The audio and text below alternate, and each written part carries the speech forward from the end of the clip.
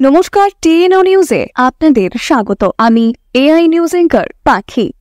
মাগরুম তীরকুমার পাড়ায় একটি বাড়ি থেকে বিপুল পরিমাণ গাঁজা সহ এক মহিলাকে গ্রেপ্তার করলেন এবারে পুলিশ। জানা যায় যে 18 অগস্ট বিকেল 3টেই গোটা ঘটনা তুলে ধরেন সবরুম থানার ওসি অপু দাস। জানা যায় বিএসএফ এবং সবরুম থানার পুলিশ গোপন খবরের ভিত্তিতে আজ ভোরবেলায় মাগরুম তীরকুমার পাড়ায় এক বাড়িতে অভিযান চালানো হয়।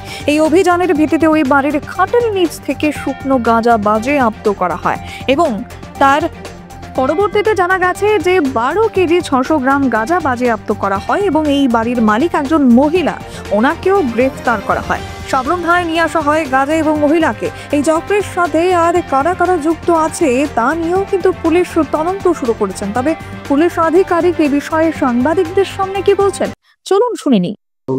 পাড়াতে গিয়ে বাড়িটা কর্ডন করি এবং এক্সিকিউটিভ ম্যাজিস্ট্রেট, এসডিপিও এবং আমাদের লোকাল কিছু উইটনেসের সাহায্যে বাড়িটা চার্জ করার পরে বাড়ির যে খাট ছিল, খাটের নিচ থেকে আমরা আবার 6 বান্ডিল শুকনো গাঁজা আমরা পাই।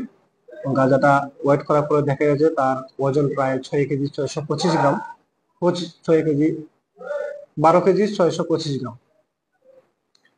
আমরা এগুলা প্রসেস মতো এনডিপিএস এর যে প্রসিজার, সেই প্রসিজার মতো আমরা সিজ করি এবং বাড়ির যে মালিক একজন ওমেন, ওনাকে আমরা অ্যারেস্ট করে থানাতে নিয়ে আসি এবং আমরা একটা স্পেসিফিক কেস রেজিস্টার করেছি এবং বাড়ির মালিককে আমরা আজকে কোর্টে প্রেরণ করব আদালতের কাছে।